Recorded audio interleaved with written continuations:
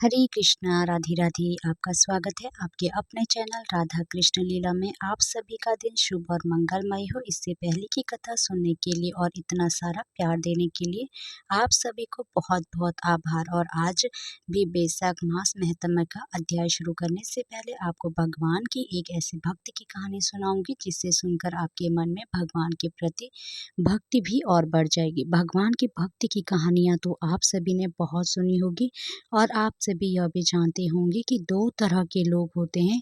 एक वो जो भगवान में अटूट श्रद्धा, अटूट विश्वास रखते हैं और भगवान को मानते हैं।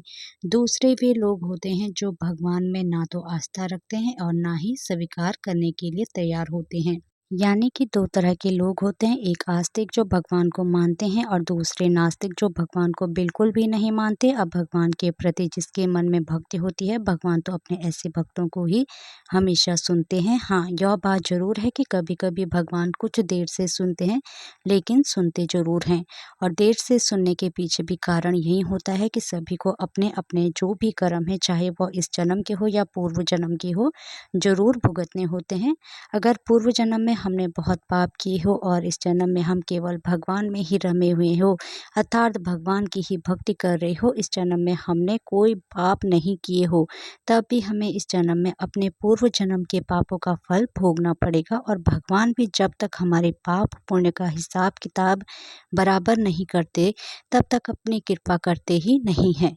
ऐसी ही एक कहानी है एक बूढ़े बाबा की। एक बूढ़े बाबा जो अपने पूरे जीवन भर सिर्फ राम नाम जपते रहे, भगवान की भक्ति करते रहे। और अब वे बूढ़े हो चुके थे। सिर्फ बूढ़े ही नहीं हुए थे बल्कि इतने कमजोर हो चुके थे कि अब वह बिना किसी सहायता के अपनी जगह से हिलडुल भी नहीं सकते थे, उठ भी नहीं सकते थे। ऐसी स्थिति में उन्होंने अपने मुंह से राम नाम को अपने से अलग नहीं होने दिया।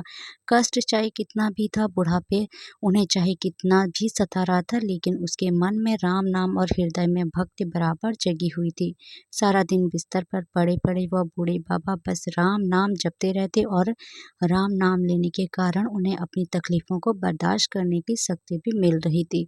वह बूढ़े बाबा इतने कमजोर हो गए, इतने निशक्त हो गए थे कि अपने नित्य कर्म में भी वे अकेले उठकर नहीं कर सकते थे। उनके परिवार में उनके दो बेटे भी थे, वे ही उनके नित्य कर्म करने में उनकी सहायता किया करते थे। जब बीमारी और बुढ़ापे के कारण बूढ़े बाबा बिस्तर से लग गए, तब शुरुआत में तो उनके दो बेटा बिना कुछ कहे खुद ही अपने बूढ़े पिता की सहायता कर दिया करते थे। फिर धीरे धीरे यह हुआ कि जब उनके पिता उन्हें आवाज़ लगाकर बुलाते तब वे आते। फिर धीरे धीरे यह होने लगा कि कहीं आवाज़ें लगाने के बाद भी उनकी सहायता करने के लिए नहीं आते थे। इस प्रकार जैसे जैसे समय बीतता गया और तो वे 4-5 बार आवाज़ लगाने के बाद भी बड़ी मुश्किल से आते, यहाँ तक कि कभी कभी रात के समय बूढ़े बाबा को उनकी सहायता की आवश्यकता होती तो वे बुलाने पर भी नहीं आते। अब हालात ऐसे हो चले कि अक्सर बूढ़े बाबा अपना बिस्तर ही गंदा कर दिया करते थे। यह बूढ़ा बाबा कुछ ऐसा ही होता है। कभी कभी इस बुढ़ापे के कारण ऐसे ऐसे दिन देखने पड़ते हैं जो शायद कभी किसी ने सोचा ही नहीं होगा। बूढ़े बाबा असहाय हो चुके थे, सिर्फ अपने बेटे के और अपने भगवान के भरोसे बिस्तर पर पड़े हुए थे। आवाज़ लगाते लगाते बूढ़े बाबा का गला सूख जाया करता था और जब तक उनके बेटे उन्हें सहायता नहीं मिलती, तब तक वे ऐसे ही गंदे बिस्तर पर पड़े रहते। बुढ़ापा और कमजोरी बढ़ती जा रही थी। बूढ़े बाबा की नज़रें भी अब कमज़ोर हो चुकी थी। इतनी बदहाली में भी बूढ़े बाबा ने अगर किसी का साथ नहीं छोड़ा था, वो था राम नाम का। मन में हर समय, होठों पर हर समय सिर्फ नाम नाम बसा रहता था। एक दिन की बात है, बूढ़े बाबा को शौच करना था। अक्सर बिस्तर गंदा हुआ देखकर उनके बेटे भी उन्हें डांटने फटकारने लगते थे। एक दिन की बात है, बूढ़े बाबा को शौच जाना था तो उन्होंने किसी प्रकार हिम्मत करके किसी तरह अपने बेटे को आवाज़ लगाई। आवाज़ लगाते ही अगले ही पल किसी ने उनका हाथ बड़ी कोमलता से पकड़ लिया और उन्हें बड़े आराम से नित्य कर्म करवाकर उनके बिस्तर पर लिटा दिया। बूढ़े बाबा की नज़रें बहुत कमज़ोर हो चुकी थी। उन्हें यह भी नहीं दिखाई देता था कि सामने जो उनकी मदद कर रहा है वह उनका कौन सा बेटा है और कौन अब उसका साथ छोड़ दिया। उन्हें सुनाई भी बहुत कम पड़ता था। उस दिन बूढ़े बाबा को बड़ा आराम मिला। अब तो हर दिन यह काम हो गया कि जब भी बूढ़े बाबा आवाज़ लगाते, अगले ही पल उनकी सहायता करने के लिए कोई आ जाता और उनके सारे काम कराकर वहाँ से चुपचाप चला भी जाता। बूढ़े बाबा की नज़रें और कान दोनों ही बूढ़ी हो चुकी थी, अर्थात बहुत कमज़ोर हो चुकी थी, ना उन्हें ठीक से दिखाई देता था, ना ही सुनाई देता था। लेकिन बूढ़े बाबा इतना सब कुछ होने के बाद भी इतना तो समझ रहे थे कि एक बार आवाज़ लगाने पर ही आने वाला उनका कोई बेटा तो नहीं हो सकता और ना ही यह स्पर्श उनके बेटों का था। आखिरकार यह था कौन? फिर एक दिन जब बूढ़े बाबा ने अपने नित्य कर्म करने के लिए अपने बेटों से सहायता मांगी, तो अगले पल फिर से वही मुलायम हाथों वाला स्पर्श उन्हें महसूस हुआ। सारा काम खत्म करने के बाद बूढ़े बाबा ने आखिरकार उस व्यक्ति का हाथ पकड़ लिया और उससे पूछा, बताओ तुम कौन हो? आज मुझे सच-सच बताओ तुम कौन हो? क्यों मेरी सहायता करते हो? क्योंकि तुम मेरे बेटे तो नहीं हो सकते। बूढ़े बाबा के सवाल के साथ ही अचानक उनके कमरे में बहुत तेज रोशनी हुई और प्रभु ने अपने दिव्य अवतार में वहां बूढ़े बाबा को दर्शन दिए। कहा तो कमजोर आंखों से बूढ़े बाबा को किसी भी चीज को देख पाना बड़ा मुश्किल था और वहीं वह बूढ़े बाबा भगवान के दिव्य रूप को स्पष्ट रूप से पूरी तरह से प्रत्यक्ष देखने में समर्थ हो गए।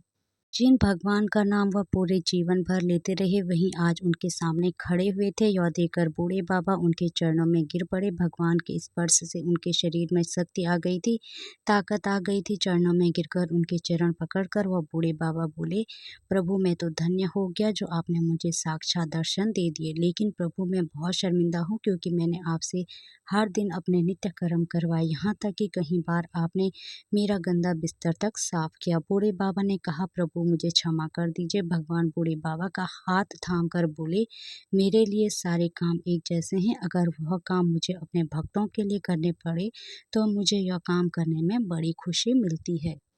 बूढ़े बाबा ने हाथ जोड़कर भगवान से कहा, प्रभु आप यह सब करने की बजाय मुझे मुक्त क्यों नहीं कर देते? ना आपको रोज रोज मुझे नित्य कर्म करवाने के लिए आना पड़ेगा और ना ही मैं इस तरह लाचार बेबस बस बिस्तर में पड़ा रहूंगा।